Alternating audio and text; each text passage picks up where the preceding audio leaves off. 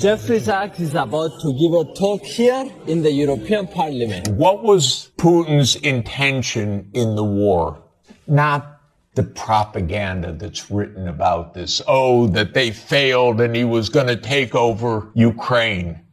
The idea was to keep NATO, and what is NATO? It's the United States, off of Russia's border. No more, no less. When the Soviet Union ended in 1991, and an agreement was made that NATO will not move 1 inch eastward. Now, what happened after 1991, the United States decided there would be no end to eastward enlargement of NATO.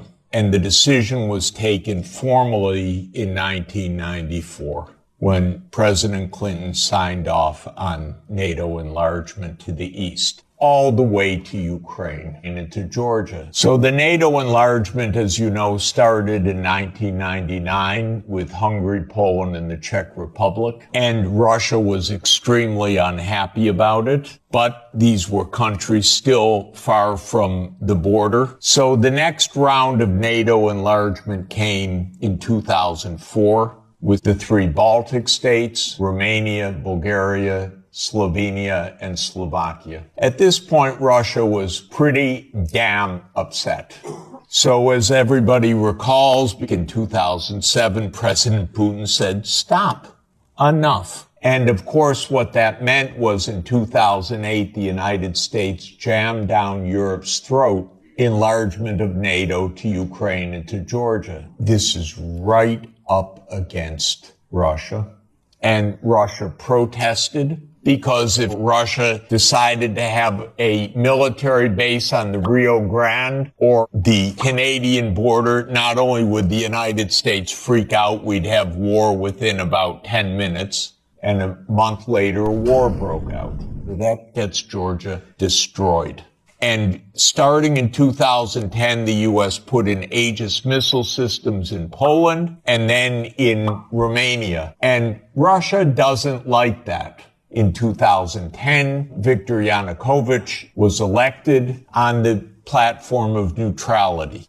Russia had no territorial interests or designs in Ukraine at all. What Russia was negotiating was a 25-year lease for Sevastopol Naval Base. That's it. Not for Crimea, not for the Donbass, nothing. In 2014, the U.S. worked actively to overthrow Yanukovych. Everybody knows the phone call by my Columbia University colleague, Victoria Nuland, and the U.S. Ambassador Peter Piot. Listen to it. It's fascinating. I don't think Cleach should go into the government. I don't think it's necessary. I don't think it's a good idea. I think Yats is the guy who's got the economic experience, the governing experience, and, fuck the EU.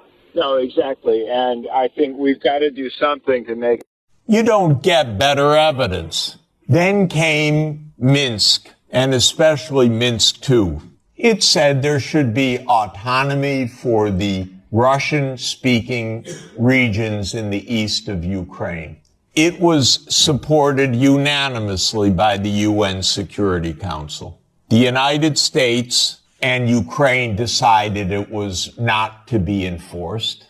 There were many thousands of deaths in the shelling by Ukraine in the Donbass. And one of the issues on the table in December 2021, January 2022, was, does the United States claim the right to put missile systems in Ukraine?